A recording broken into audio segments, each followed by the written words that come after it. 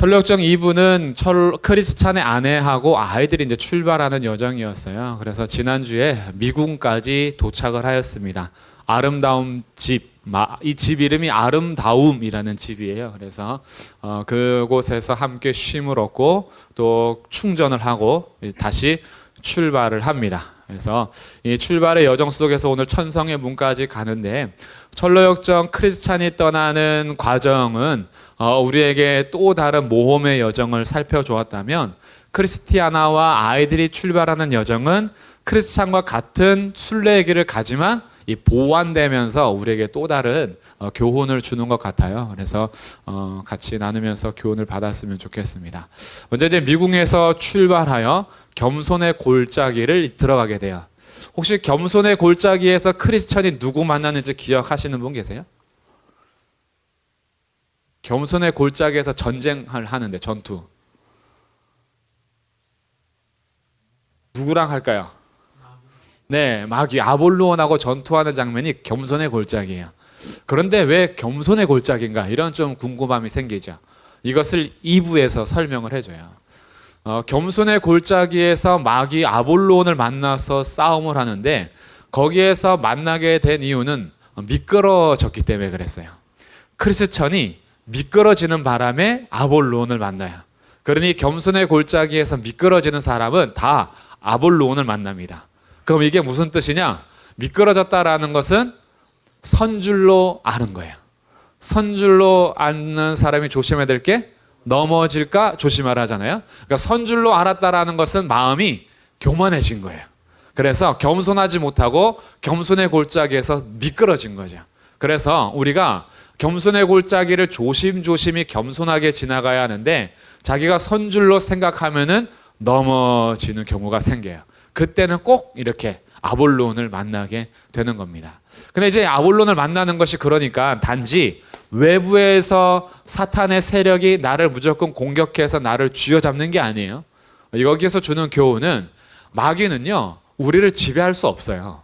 왜냐하면 우리는 하나님의 지배를 받기 때문에. 근데 왜 우리가 자꾸 마귀에게 이렇게 넘어간다고 생각할까요? 그 이유는 우리 욕심 때문에 그래요. 우리의 교만함과 나의 죄와 나의 욕심이 마귀가 좋아하는 일을 하니까 손잡게 되는 것이지, 다 마귀 탓할 수 없는 이유가 여기에 있어요. 우리 죄 문제가 커요. 우리의 죄를 틈타고 들어오는 거죠. 그래서 우리 작은 것을 틈타고 들어와서 우리를 지배하려고 발악을 하는 겁니다. 그럼에도 불구하고 넘어져서 싸울 때는 있으나 사실은 지배하지 못해요, 주위의 사람들은. 왜냐하면 우리 대장이 누구세요? 네, 우리 대장이 예수님이세요. 감히 건드릴 수 없어요. 근데 이런 전쟁 가운데 이길 수 있는 이제 방법이 하나 생기는데, 그건 이제 좀 이따 나와요. 그럼 이제 이 겸손의 골짜기에는요, 사실은 예수님께서 오두막을 짓고, 주님이 오두막을 짓고 거기에 풍성한 수확을 거두게 하는 곳이 겸손의 골짜기예요. 그러니까 넘어진 사람은 아볼로온을 만나지만 넘어지지 않은 겸손한 자들은요, 여기에서 풍성한 수확과 평안을 얻게 됩니다. 그러니 완전 상반된 거죠.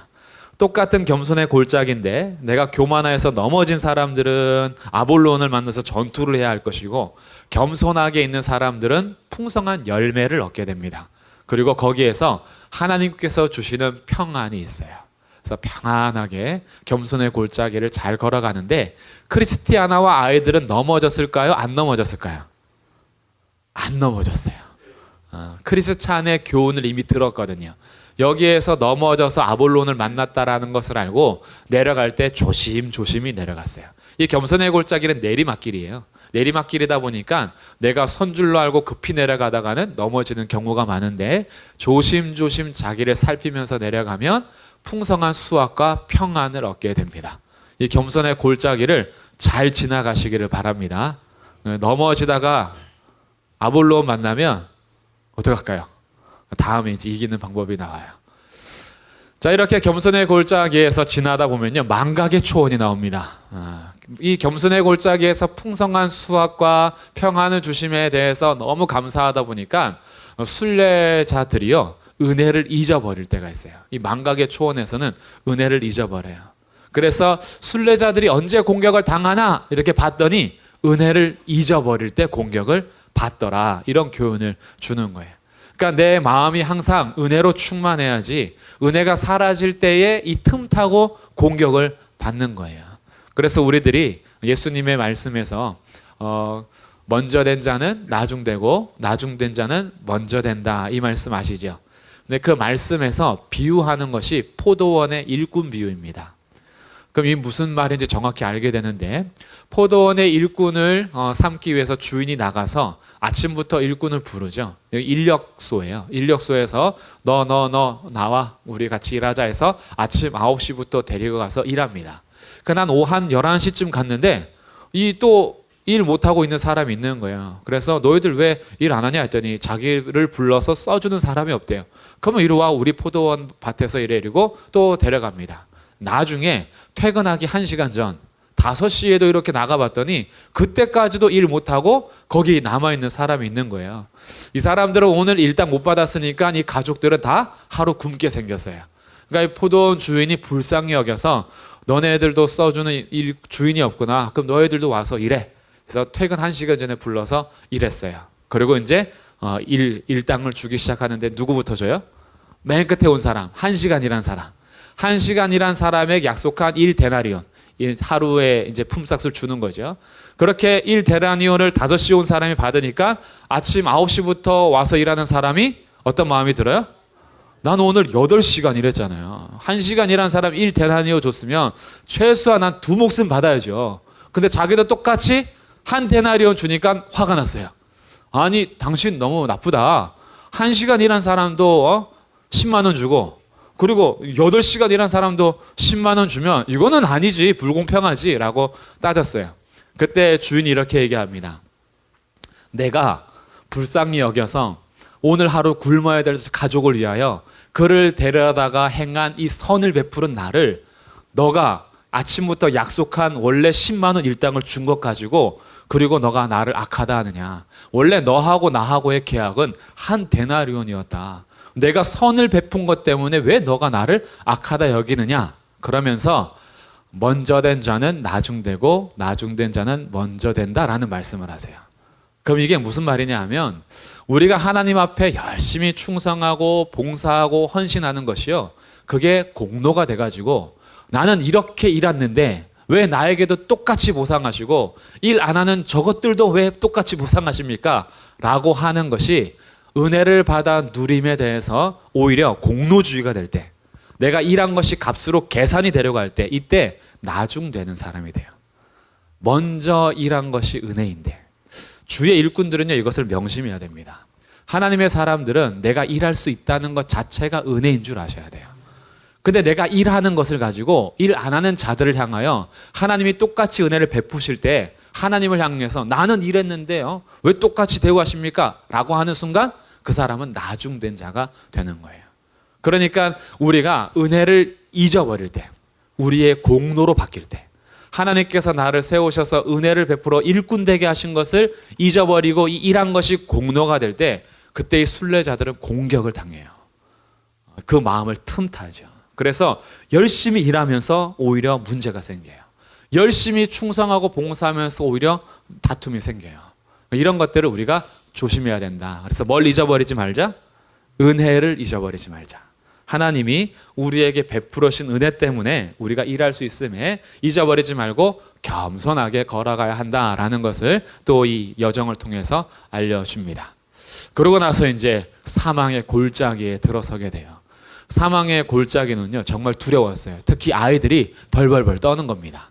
이 4명의 아이들이 함께 가는데 이 사망의 골짜기 앞에서는 모두가 캄캄하고 계속 막 공격이, 귀신 소리도 들리고 자기 막 잡으려고 하는 것 같고, 이런 두려움 속에 이제 빠져 있는 거죠. 그럼에도 불구하고 이 길을 탁 걸어가면서 담대하게 이제 외쳐야 될 것이는데, 이게 우리를 공격하는 아볼루온, 마귀가 우리를 공격할 때 이길 수 있는 방법이에요. 4가지가 있는데, 첫 번째 읽어보겠습니다. 1, 시작.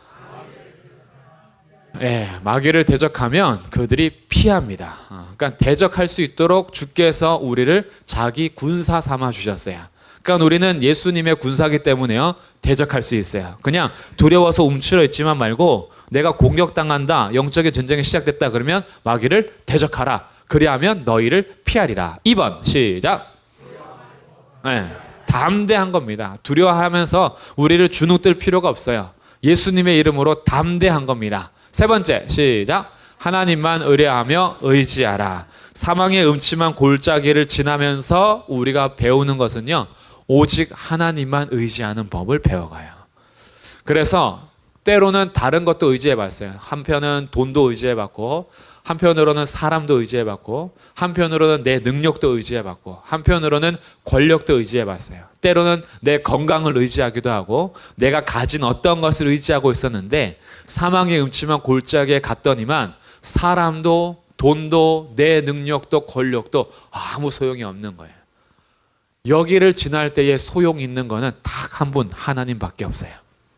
내가 사망의 음침한 골짜기로 다닐지라도 해를 두려워하지 않을 것은 주께서 나를 안위하시나이다. 주의 지팡이가 막대기가 나를 안위하시나이다. 주님께서 나와 함께 하시기 때문에 하나님 의지하는 법을 배워가면서 사망의 음침한 골짜기를 지나갑니다. 마지막 네 번째 시작. 깨어라 주의하라. 사망의 음침한 골짜기에서요, 저기 사로잡혀 있는 사람들이 종종 생기는 거예요. 그런 사람의 이름 중에 하나가 부주의입니다. 부주의. 주의하지 않음. 그래서 우리가 항상 이 순례의 길을 걸어가면서 깨어 있어야 돼요. 잠자는 영혼들이 깨어나야 되고 민감하게 반응하며 하나님 말씀에 깨어 있어야, 그래야지 음침한 골짜기, 사망의 골짜기를 우리가 잘 지나갈 수 있다. 그래서 우리가 겸손의 골짜기에서 넘어졌든 간에 아니면 사망의 음침한 골짜기를 지나는 중일지라도 우리에게 하나님께서요, 네 가지 방법을 주셨어요. 마귀를 대적해라. 그리하면 너희를 피할 것이다. 우리가 피하는 게 아니에요. 마귀가 피해가는 거예요. 이길 수 없어요. 주님이 우리 대장 되시기 때문에. 그리고 두려워하지 말고 담대하게 가면 되고요. 하나님만 의뢰하면서 의지하면서 깨어 주의하면 우리는 사망의 음침한 골짜기를 잘 지나갈 수 있습니다. 요즘에 혹시 내 인생이 캄캄한 터널을 지나가는 것 같을 때, 뭔가 앞이 보이지 않고 자꾸 두려운 것 같을 때, 어떤 건강의 문제나 재산의 문제나 경제적인 문제가 염려가 될 때, 이럴 때 사망의 음침한 골짜기를 지나는 것 같을 때가 있어요. 그때 이렇게 오히려 하나님만 의지하면서 주의하며 걸어가면 우리 또 이 믿음의 길을 잘 걸어갈 수 있습니다. 이제 그 이후부터는요, 대화가 많이 진행이 돼요. 그래서 이 철로역정 2부는 주고받는 대화 속에서 교훈을 많이 주는데, 이 정직이라는 사람과 담대라는 사람이 대화를 합니다. 이 담대가 누구예요? 담대가 이 크리스티아나와 자비심 아이들을 보호해주는 이 보호병이에요. 보호병으로서 같이 가는 사람이 담대입니다. 그래서 앞에 적군이 나타나면 물리쳐주고요. 괴롭히는 어떤 괴물이 나타나면 또 물리쳐주고요. 이런 사람이 담대인데, 담대가 계속 수호병이 되어서 그들과 같이 걸어가는 중에 있어요. 원래는 아름다운 집까지만 데려가는 것이 사명이었는데 주인이 계속 동행해 주라 그래가지고 이 담대가 이 일행과 같이 계속 동행하는 중에 있습니다. 그럴 때 정직이라는 노인을 만나요. 이 노인하고 대화를 하면서 여러 사람들의 이야기를 하는데, 그 중에 한 명이 이 두려움 씨에 대한 이야기를 합니다. 이름이 두려움이에요. 근데 이 사람은 이 두려움이 항상 많아가지고 이 두려움이란 이름을 갖는데, 특히 이 사람이 두려워하는 것은 버림받을까봐의 두려움이 많이 커요. 이 자비심도 그랬잖아요. 문 앞에서 이렇게 두들겨야 되는데 크리스티아나는 들어가고 자기만 밖에 있을 때, 나는 버림받는 건가 라고 두려워했는데, 문을 두드려라 그리하면 열릴 것이다, 이 말씀 붙들고 막 두드렸었잖아요. 근데 이 두려움 씨는 평생을 걸어가면서 항상 두려워했어요. 하나님 앞에 두려움이 너무 컸던 사람이라서, 내가 하나님 앞에 과연 옳게 여기심을 받을까? 주님께 나를 인정하실까? 이런 두려움이 항상 많았어요. 그럼 이 두려움 씨가 천성문에 들어갔을까요? 못 갔을까요?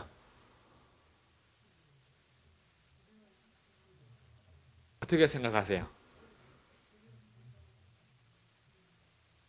못 들어갔다고 하자니 나도 두려울 때가 있는데 어떡하지? 들어갔다고 하자니 이 두려움 가지고도 갈 수 있나? 이 소설 안에서는요, 이게 소설이에요. 소설 안에서는 두려움 씨가 천성을 들어갑니다. 들어가서 그가 어떻게 너무 착한 심정을 가지고 있는 사람이었는데 이 아무래도 염려와 두려움이 뒤에서 많이 컸어요. 그런데 여기에 대해서 이 정직 씨와의 대화를 통해서 이 사람에 대한 이야기를 이렇게 풀어갑니다. 두려움 씨는 우리가 멜로디를 연주할 때요, 베이스 음을 가지고 있던 사람이에요. 약간 우울 체질인 거죠. 늘 저음을 내는 사람이에요. 그런데 제가 오늘 이 그림을 갖다 놓은 건 저거는 애니메이션 인사이드 아웃이라는 만화 영화의 주인공들인데 저 한 명 한 명이요, 뇌입니다. 뇌 세포들이에요. 그래서 그 뇌에 대한 이야기를 영화로 만들어낸 건데 저 밝게 웃고 있는 눈 크고 손 들고 있는 저 친구가 기쁨의 뇌세포예요. 기쁨. 그래서 저 친구가 뇌를 지휘하면 내가 막 기뻐져요.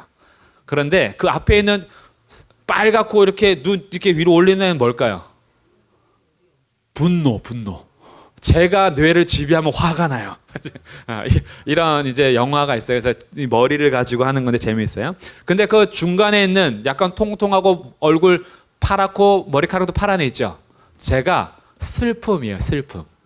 슬픔의 뇌세포인데 영화 한번 또 보여드려야 되는 거 아니야? 저 영화 속에서는 이 기쁨이 거의 리더인데 이 주인공을 위해서 자기 뇌잖아요. 그러니까 자기 주인은 이 사람을 위해서 자기 주인이 항상 기쁘기만을 원해요. 그래서 화가 나면 화를 막 또 이렇게 눌러요. 그래서 안 돼, 내 주인을 기뻐해야 돼. 막 이렇게 하면서 슬픔은 활동하면 안 돼요. 내 주인이 슬퍼하는 걸 용납할 수 없어. 그래서 슬픔이 어떻게 해서든지 그 뇌를 차지하지 못하도록 기쁨이가 엄청 열심히 살아요. 열정적으로. 근데 결국 슬픔이가 장악하거든요, 나중에. 그래서 이 기쁨이 약간 절망을 하는데, 근데 맨 끝에 이 두 기쁨과 슬픔이 똑같은 게 하나 있어요. 뭐가 똑같을까요? 머리카락 색깔이 똑같아요. 기쁨하고 슬픔하고, 기쁨이는요 항상 슬픔이 없어야 된다 생각했어요. 슬픔이라는 것이 왜 존재하는지를 이해를 못했어요. 항상 사람이 기쁘게 살아야지 왜 슬픔이 있어가지고 이해를 못하는 거예요. 근데 나중에 알고 봤는데 슬픔이 자기랑 머리카락 색깔이 똑같다라는 걸 알아요. 어떤 이제 영화 속에서 과정을 통하여, 여기까지 스포하고요. 보세요. 그러면 재밌어요. 이 슬픔이 있어야지만 그 슬픔을 통해서 이 아이가 여러 가지 감정 속에서 자기 인생에 슬픔이 주는 역할이 있다는 걸 나중에 기쁨이 알게 돼요. 그리고 슬픔과 기쁨은 결코 따로 떨어질 수 없는 그 자신들만의 공유된 이 머리카락 색깔이 있어요. 이 얘기를 꺼내는 이유는 두려움 씨가요, 항상 이 신앙생활하면서 저음을 내는 사람이에요. 저음을 내다 보니까 이 사람은요, 신앙에 대해서 막 기쁨보다는 항상 약간 우울한 신앙생활을 해요. 그러니까 우리가 신앙생활 할 때도 그렇게 생각할 수 있는 것 같아요. 신앙생활하면 그냥 웃어야지, 기뻐해야지, 교회 와서 맨날 우중충해, 이렇게 할 수 있잖아요. 그런데 한번 우리의 삶을 돌아보세요. 즐거움만이 우리의 인생 속에서 꼭 필요하고 슬픔이나 분노나 이런 건 필요 없느냐? 그렇지 않아요. 우리가 깊은 슬픔 가운데서 하나님을 깊이 알아가는 때가 있어요. 이런 일을 겪지 않았으면 몰랐을 그럴 우리의 경험이 있잖아요. 통곡하고 울고 아파할 때 그때 너무 아팠어. 그때 너무 슬펐어. 다른 어떤 것도 사실은 소망이 없었어. 그런데 그 슬픔을 통해서 알게 하시는 하나님의 뜻이 또 있어요. 그래서 이 저음도 항상 두려움이 항상 저변에 깔려 있었지만 그는 이 두려움을 가지고 하나님을 두려워하는 두려움 때문에 옆길로 가지 않고 계속 걸어갔어요. 이렇게.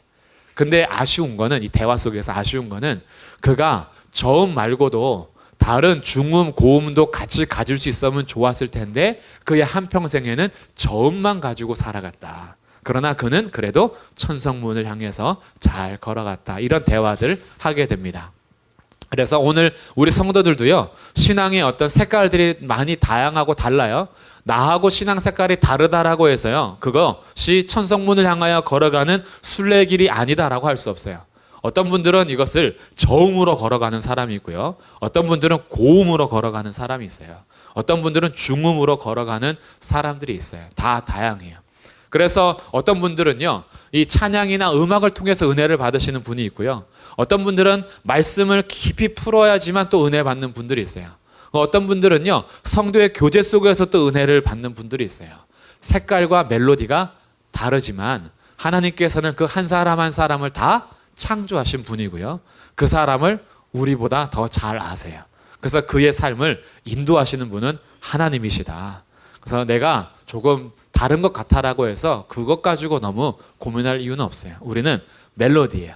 도레미파솔라시도, 그 다음에 우리 또 검은 건반 흰 건반이 다 있어야지 아름다운 멜로디가 연주되고요. 색깔도 빨주노초 파남보 있어야지 무지개가 되는 거고요. 현악기들도 다 중음 저음 고음이 있어야 하나의 멜로디 악기를 만들어 내는 겁니다. 그래서 우리의 다름은 하나님께서 다양하게 창조하신 은혜라는 것을 알게 되죠. 이 대화 속에서 두려움 씨를 만나고요.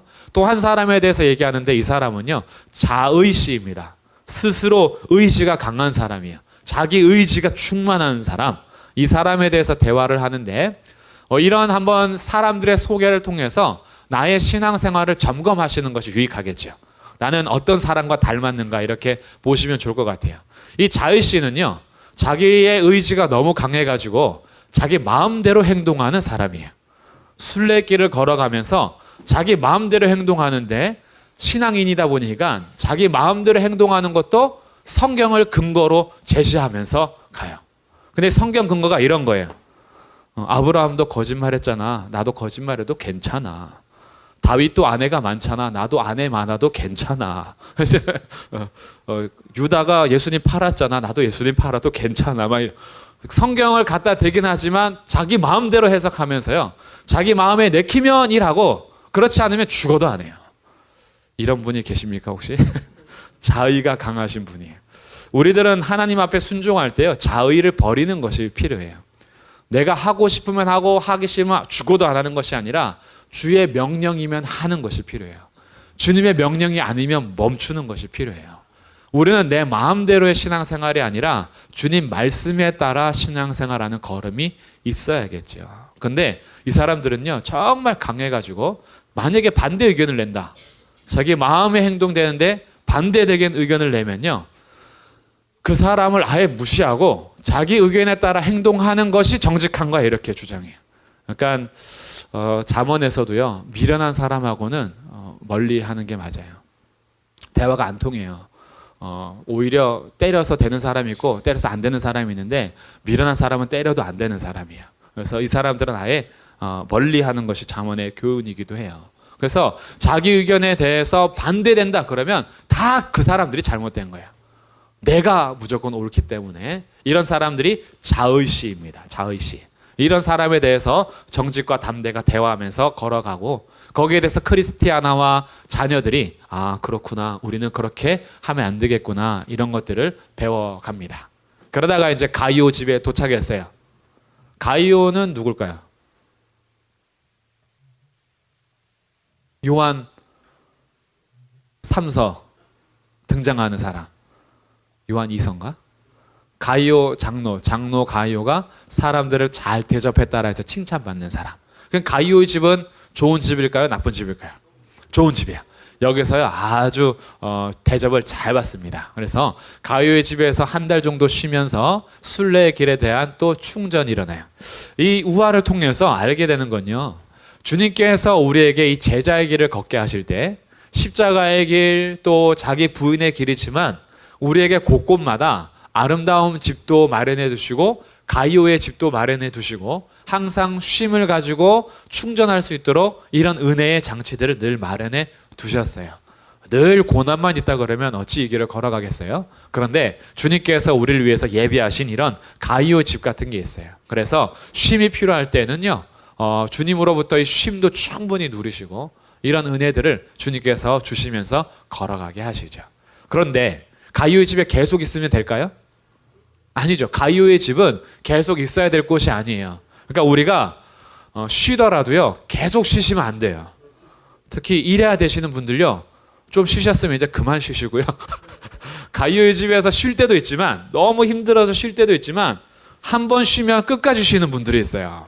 네, 그러시면 안 돼요. 그래서 쉼을 갖다가 다시 천성의 길을 향해서 걸어가야 하는 거죠. 그래서 가이오의 집에서 이 가이오라는 사람이 자비심하고 마태를 딱 보니까 둘이 결혼하면 좋겠어. 그래서 이 자비심이 크리스티아나하고 출발했던 젊은 여자잖아요. 그 마태는 크리스티아나의 첫째 아들이에요. 둘을 보니까 두 사람이 결혼하면 좋은 가정을 이룰 수 있겠어요. 이 자비심이 지난주에 청혼을 받았었잖아요. 쾌할 씨한테. 쾌할 씨는 겉과 속이 다른 사람이었어요. 근데 이 그리스도의 중심으로 결혼 조건에 대한 중심을 딱 잡으니까 나중에 마태하고 결혼을 해서 또 좋은 출발을 하게 됩니다. 근데 가이오가 이렇게 보니까 두 사람이 신앙 안에서 오히려 딱 잘 걸어갈 수 있을 것 같아서 권유하게 되고 결혼하게 되죠. 그리고 이제 수수께끼를 냅니다. 한번 제가 이 수수께끼 두 가지 낼 테니까 풀어보세요. 한 사람이 있었다. 그는 많이 던져버릴수록 더 많이 얻게 되었다. 근데 이런 사람을 어떤 사람들은 미친 사람 취급하기도 했다. 뭐에 대한 이야기일까요?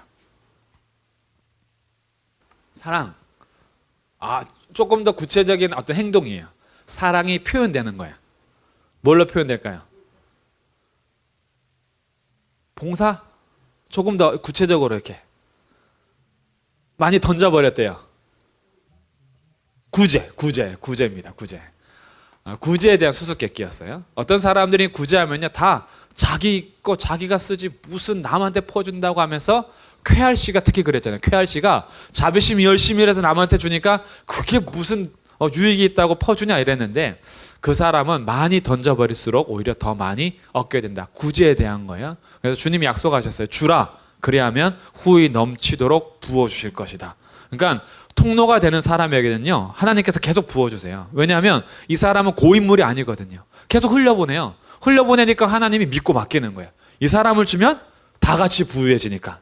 어떤 사람 주면요 자기 배만 불뚝 튀어나와가지고 퍼준 것 때문에 오히려 병이 들어요. 근데 어떤 사람은 주니까 주는 대로 흘러가. 그러니까 공동체가 같이 사는 거예요. 이 구제에 대한 이야기예요. 두 번째 수수께끼.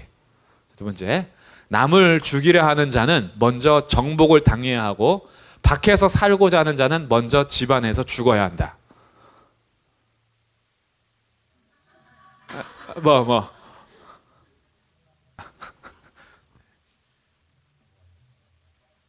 부부관계? 남을 죽이려 하는 자는 먼저 정복을 당해야 하고 밖에서 살고자 하는 자는 먼저 집안에서 죽어야 한다. 무슨 의미일까요? 이것도 수수께끼를 탁 낸 거예요. 이제 대화 속에서. 첫 번째보다 좀 더 어렵나요?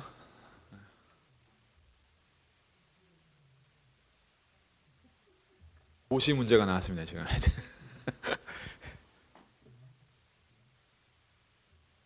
네, 뭐야? 교만. 그 의미가 좀 담겨 있긴 하죠. 그것을 버려야 되니까.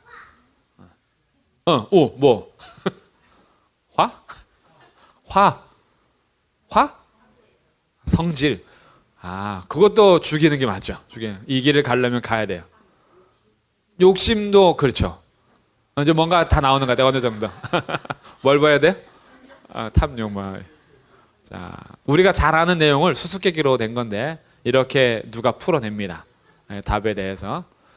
죄를 죽이려 하는 자는 먼저 은혜로 정복당해야 하고 살아있음을 남에게 증거하고자 하는 자는 자기 자신에 대해 죽어야 한다. 십자가의 길 얘기하는 거예요. 그래서 우리가 죄에 대하여는 죽은 자로 여기기 위해서는 사실은 은혜가 먼저 필요해요. 그러니까 이 죄에 대해서 죽는다는 것은 율법의 요구로 이룰 수 있는 게 아니에요. 죽어야 되는구나. 죄에 대해서 죽어야 되는구나. 이 죄를 죽여야 되는구나 라는 것이 우리의 결심으로 되는 게 아니에요. 그래서 주님의 길을 따라가는 것은요 자기 교훈과 자기 지식으로 가는 게 아니에요. 은혜가 있어야 돼요. 은혜를 받아야만 걸어갈 수 있는 길이에요. 그래서 은혜가 먼저 정복이 돼야 죄에 대해서 죽일 수 있어요.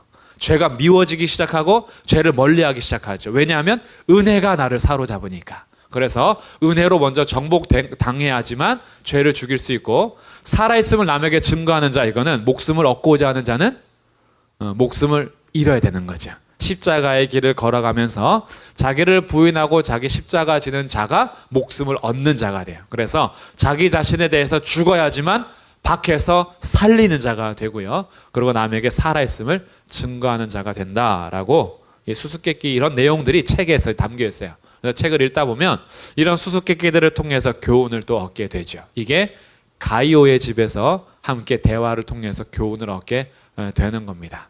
이제 가이오의 집에서 떠나서 허영의 시장으로 가요. 허영의 시장에서 누가 순교를 당하는데 기억나세요? 크리스찬과 함께 갔던 순교 당하는 사람이 있어요. 누구였을까요? 순교자는 믿음이라는 사람이 순교를 당해요. 그때 허영의 시장에서 이 두 사람만 관심이 없는 거죠. 우리 영화 보신 분들 혹시 기억나세요? 이 사람들이 관심 없이 걸어가니까 재판장에 이렇게 넘겨가지고요, 믿음을 끌고 가서 밖에서 화형시켜 버리거든요. 근데 이 화형의 장면이 영화에서 그렇게 안 하고 그냥 불만 이렇게 보이게 했어요, 밝게. 그래서 화형당해서 믿음이 죽게 되는데, 믿음이 죽는 허영의 시장에서 믿음이 탈출하여 가는데 따라 나오는 사람이 소망이라는 사람이었어요. 그래서 소망과 함께 천상까지 가게 되는 것이 1부 이야기였고, 2부에서는요 믿음의 순교가 헛되지 않음을 아내와 자녀들이 경험합니다. 왜냐하면 허영의 시장에 갔더니 옛날하고 많이 달라졌어요. 믿음의 순교를 보면서, 화형을 보면서 사람들이 가책을 많이 느낀 거예요. 그 이후로 화형 제도가 없어졌대요. 그리고 사람에 대해서 믿음을 갖는다라는 것이 얼마나 우리가 어떤 것인지 좀 궁금해지고 사람들이 생각하게 돼서 허영의 시장에서 믿음의 순교가 한 명 죽음으로 끝나지 않고 소망이란 사람도 건져내서 가게 했지만 그 이후에 수많은 사람들에게 영향을 끼쳤다. 그래서 사실 믿음의 길을 걸어가면서 내가 죽는 길이요, 죽음으로 끝나지 않고요, 많은 열매를 맺습니다. 한 알의 밀이 땅에 떨어져 살아있으면, 그대로 있으면 아무 열매가 없지만 그 밀이 썩어서 죽으면 열매를 맺게 되죠. 그래서 우리가 걸어가는 이 길이요, 나를 죽여가면서 걸어가는 이 길이 결코 헛되지 않다라는 것을 허영의 시장에서 확인을 해요. 그리고 이제 절망의 거인입니다. 절망의 거인 아내가 있어요. 그 아내 이름은 자포자기씨입니다. 그래서 절망이요, 계속 절망을 주고요, 아내는 옆에 와서요 자포자기하게 해서요 결국은 자살하게 만드는 것이 얘네들의 임무예요. 그래서 감옥에 가둬두고 결코 죽이지도 않아요. 죽이지 않고 계속 죽을 만치 패놔요. 너무 아파요. 그리고 돌아가면서 그래요. 내일도 살아있으면 또 이렇게 두드려 맞을 줄 알아. 이러고 가요. 계속 절망하게 되는 거죠. 그러니까 자포자기 씨가 와서 빨리 포기하게, 자기 인생 스스로 포기하게 만드는데, 크리스찬이 여기에서 진짜 죽을라 했어요.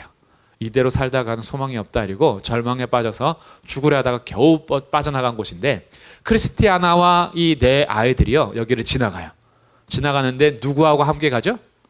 담대 씨하고 함께 가잖아요. 그래서 담대 씨하고 이 사람들이 가서요 절망의 거인하고 자포자기를 죽여버려요. 그들을 오히려 끝내버리고 이들의 성을 완전히 파괴시키면서 그 다음 순례자들이 절망과 자포자기에 빠지지 않도록 길을 터놨다, 뭐 이런 얘기들을 해요. 우리는 이제 그 이후 사람이니까요, 우리는 저런 게 이제 없어요. 절망 거인과 자포자기 씨가 죽었대요. 그러니까 죽지 마세요. 자포자기 씨가 죽었어요. 그래서 우리는 의심의 성에서 오히려 지나갈 수 있도록 순례자들을 위해서 이런 일을 했습니다. 그래서 정리를 딱 하는 거죠. 이제 이런 얘기들이 계속 진행되다가 진리의 용사와 불굴이 합류하고 점점 많아져요. 크리스찬이 일부에서는요 크리스찬과 소망이 끝까지 가면서 둘의 여정으로 끝나는데, 2부에서는 사람들이 계속 합류해요. 그래서 공동체가 점점 만들어집니다. 함께 빌라 땅에 도착하여서 왕의 부르심을 기다리고 거기서부터 한 명 한 명 이름을 부릅니다. 크리스티아나, 마테, 스데반, 빌립, 이렇게 한 사람 한 사람 불러서 천성의 문을 들어가게 합니다. 그렇게 하면서 2부가 마쳐요. 그래서 결국은 다 들어갔어요. 다 들어가고, 물론 중간중간에 이렇게 들어가지 못하는 인물들을 우리에게 소개해 주면서 교훈을 주는데, 철로역정 책이요 2층에 진열되어 있습니다. 2층에 가시면 철로역정 만화도 있고요, 철로역정 책도 있고요, 철로역정 버전도 많아가지고요 몇 가지가 있어요. 2층에 복도에 가시면 저희 교회 도서관이 있습니다. 거기에 가시면 책이 있어요. 그래서 읽으시면서 또 교훈을 받아도 좋겠다 싶고요. 우리가 걸어가는 길이 나그네 인생이고요, 순례의 길입니다. 이 땅이 영원하지 않아요. 이 땅에서 살다가 우리는 본향을 가게 될 겁니다. 그래서 이제 요단강 건너가 우리는 다 만나게 될 터인데, 먼저 가 계신 믿음의 선배들도 볼 것이고, 먼저 가 있는 우리의 가족들도 만날 터이고, 거기에는 물론 다시 결혼하거나 그런 나라는 아니겠지만 함께 반가워하며 기쁨으로 예수 그리스도만을 찬양하며 하나님 앞에 예배하는 천성의 문을 향해서 우리는 같이 걸어가고 있어요. 이 땅에서 넘어지는 일이 종종 있고 때로는 나의 부족함과 연약함이 실망이 될 때도 있지만 우리 성도들이 서로 잘 붙잡아 주면서 천성의 문까지 같이 힘차게 걸어가면 좋겠습니다. 부연적으로 설명하면요, 예수 그리스도를 믿는 자들은 이미 하나님 나라 백성이십니다. 우리가 가다가 천성문 앞에서 우리의 행위로 인해서 다시 다 반복되는 것이 아니라 예수님을 믿는 사람들은요, 이미 하늘의 시민권자로서 천성문이 확보되어 있으니까 담대하게 믿음으로 이 길을 잘 걸어가시기를 주님의 이름으로 축복합니다. 아멘. 기도하겠습니다.